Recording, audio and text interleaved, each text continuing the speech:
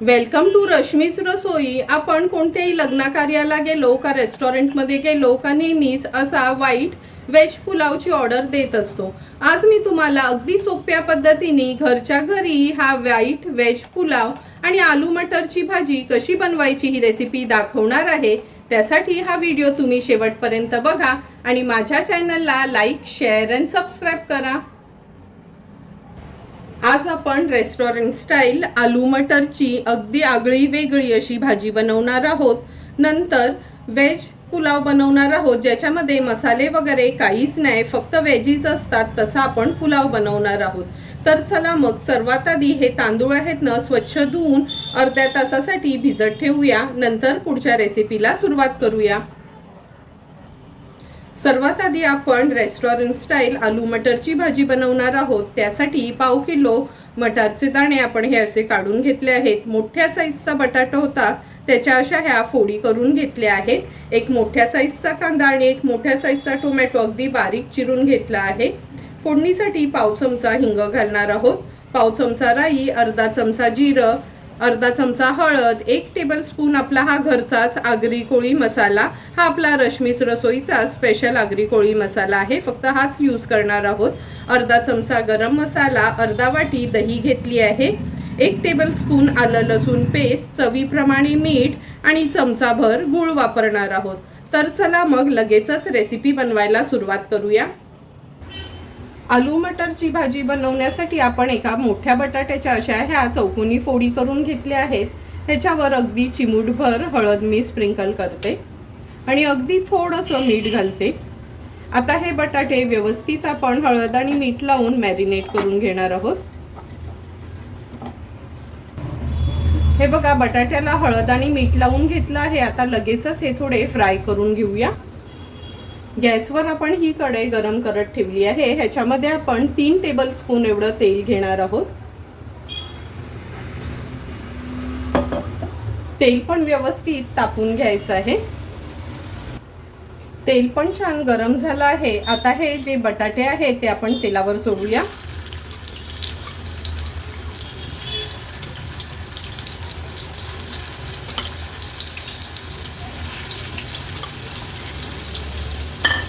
उलट पालट करून हे बटाटे आपल्याला ह्या अगदी थोड्याच तेलामध्ये असे तळून घ्यायचे आहेत।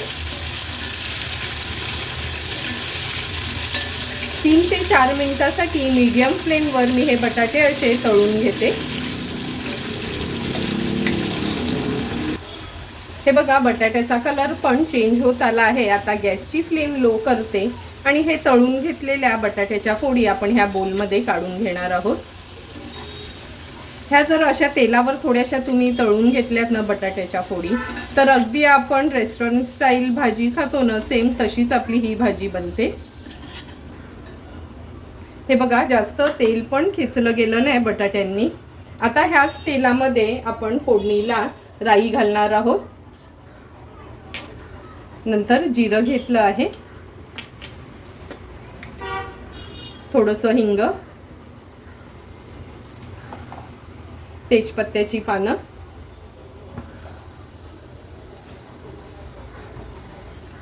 फोडणी आपली छान तडतडली का मोठ्या साईजचा कांदा चिरून घेतलाय तो ऍड करूया। गॅसची फ्लेम लो करून घेते। लो फ्लेमवर हा कांदा आपल्याला व्यवस्थित शिजवून घ्यायचा आहे।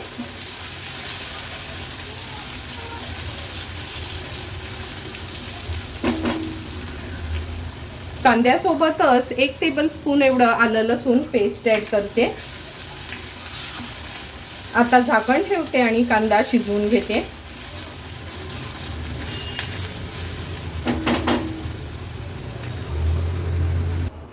एक ते 1.5 मिनिटं झालाय, झाकण काढून बघूया। हे बघा, कांदा पण आपला छान शिजत आला आहे।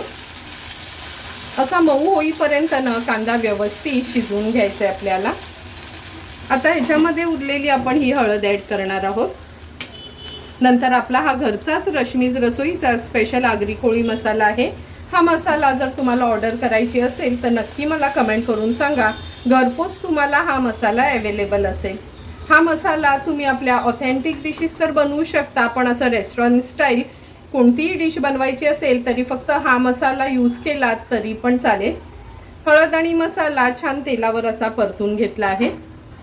आता आपण ह्याच्यामध्ये अर्धा चमचा गरम मसाला घालूया. हा गरम मसाला पण तुम्हाला घरपोच ऑर्डर केला तर अवेलेबल असेल.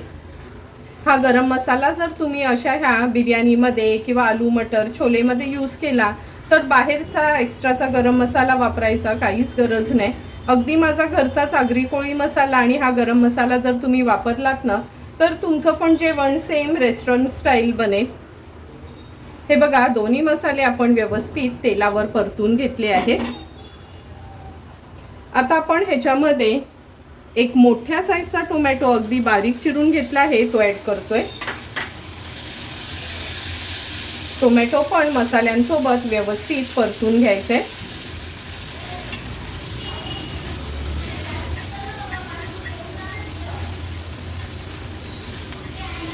टोमॅटो पण मसाल्यांसोबत छान आपण परतून घेतला आहे. टोमॅटो झटपट शिजण्याकरता चवीप्रमाणे मीठ मी आत्ताच ॲड करते. याच्यात व्यवस्थित मिक्स करून घेऊया आणि झाकण ठेवून टोमॅटो स्मॅश होईपर्यंत लो फ्लेमवर शिजवून घ्यायचं आहे. 1-2 मिनिटं झाले आहेत. झाकण काढून बघूया. तुम्ही बघू शकता टोमॅटो पण छान शिजला गेलाय. असा स्पॅच्युलानी किंवा कालत्यानी याला असा स्मॅश करून घ्यायचा आहे आपल्याला.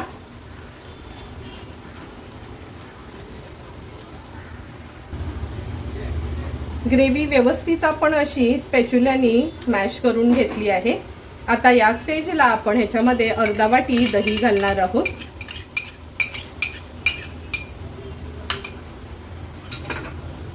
दही ॲड केल्यावर लगेचच त्याला परतून घ्यायचं आहे आणि एका बाजूला मी पाणी गरम करत ठेवलं आहे.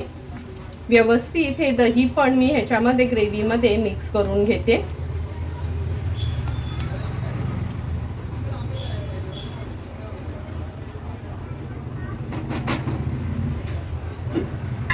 आता ह्याच्यावर झाकण ठेवूया आणि मीडियम फ्लेमवर 1 मिनिटभरासाठी फक्त वाफ काढून घेणार आहोत. अगदी मिनिटभरच झाला आहे. झाकण काढून घेऊया. तुम्ही बघू शकता आपल्या ग्रेव्हीला कसं छान तेल सुटलं आहे. व्यवस्थित ही ग्रेव्ही मिक्स करून घ्यायची आपल्याला. आता ह्याच्यामध्ये जे आपण बटाटे फ्राय करून घेतलेले ते ॲड करूया.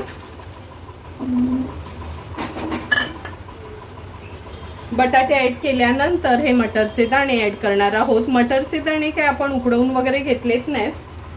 मटर शिजायला काही जास्त वेळ लागत नाही म्हणून अगदी आपण कच्चेच मटरचे दाणे घेतले आहेत.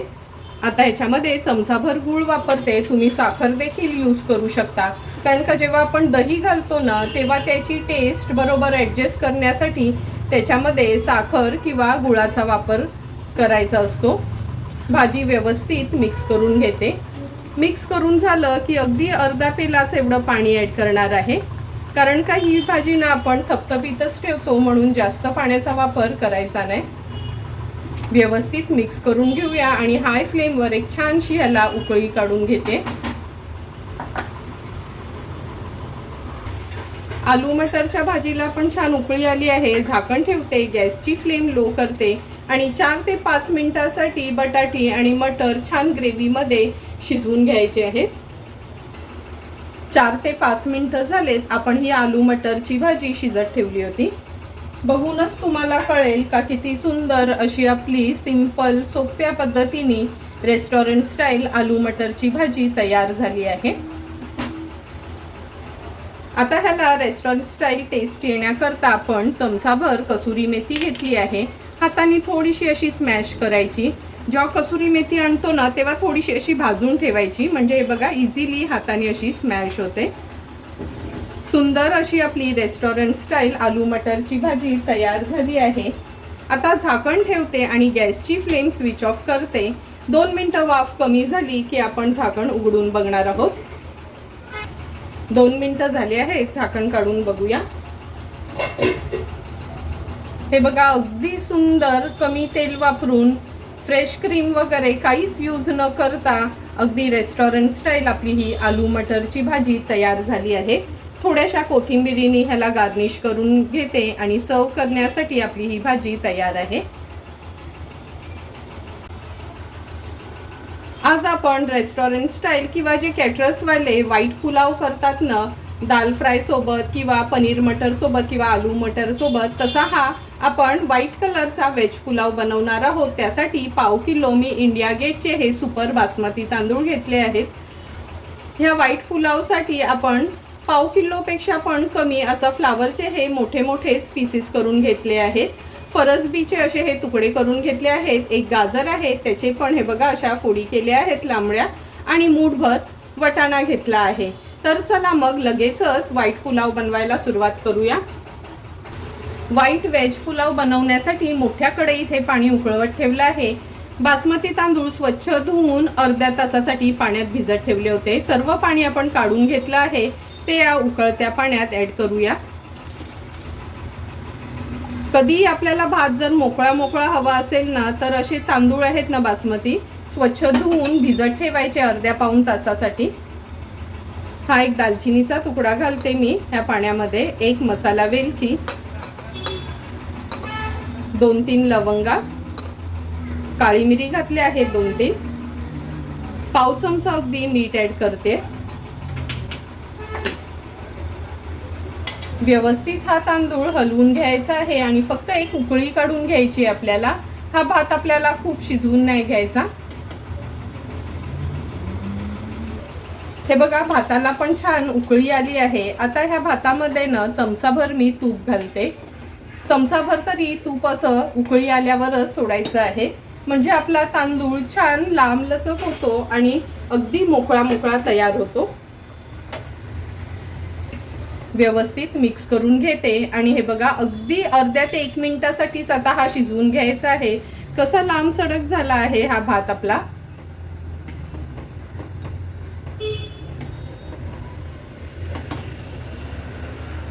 अगदी मिनिटभरच झाला आहे। आता गॅसची फ्लेम स्विच ऑफ करते आणि ही बघा अशी ही चाळणी घेतली आहे मी। ह्याच्यामध्ये हा पूर्ण भात आपण पाणी निथळून काढून घेणार आहोत। खूप वेळ हा भात शिजवायचा नाही, हे मात्र लक्षात ठेवा, तरच तुमचा हा पुलाव आहे ना अगदी रेस्टॉरंट स्टाईल बनेल। सर्व भात मी हा काढून घेते ह्याच्यावर।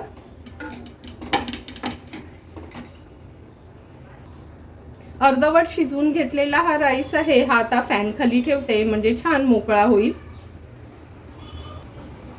हे बघा भात छान गार झाला आहे। अगदी 10 मिनिटासाठीच फॅन खाली ठेवला होता आणि अगदी मोकळा मोकळा पण तयार झाला आहे। लगेचच आता ह्याचा पुलाव बनवायला सुरुवात करूया। व्हाईट पुलाव बनवण्यासाठी गॅसवर आपण हा पॅन ठेवला आहे। ह्याच्यामध्ये आपण चमचाभर तूप घेणार आहोत। तूप व्यवस्थित गरम करून घ्यायचे। तूप पण छान गरम झालं आहे। आता फोडणीला एक हिरवी मिरची, लवंग, दालचिनी, काळी मिरी, तेजपत्ता आपण घालणार आहोत तुपावर।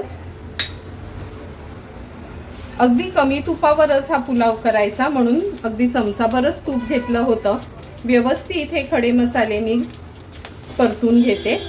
नंतर ह्याच्यामध्ये चमचाभर मी आलं लसूण क्रश घेतला आहे, तो पण असा परतून घ्यायचा आहे। फोडणीवरच थोडेसे काजू घेणार आहोत आणि थोडेसे मनुके। थोडेसे काजू आणि मनुके वरना गार्निशिंगसाठी ठेवते शिल्लक। व्यवस्थित काजू मनुके पण आपण असे परतून घ्यायचे आहेत।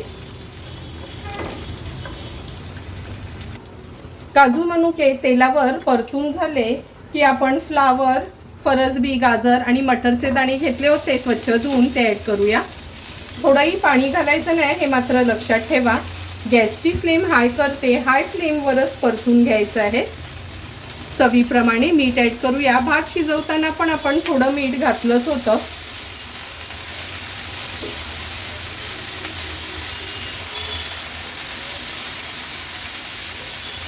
आता ह्या भाज्यांवर झाकण ठेवून मीडियम फ्लेमवर एक 2 ते 3 मिनिटासाठी ह्या भाज्या वाफेवरच शिजवून घ्यायच्या आहेत। 2 ते 3 मिनिटं झाले, झाकण काढून बघूया।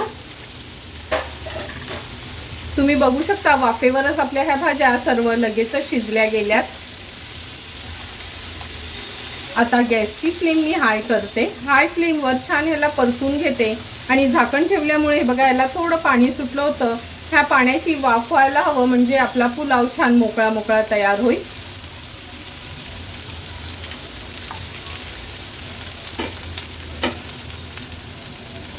पूर्ण पाण्याची पण वाफ झाली आहे। आता हा शिजवून घेतलेला भात आपण ह्याच्यात ऍड करणार आहोत।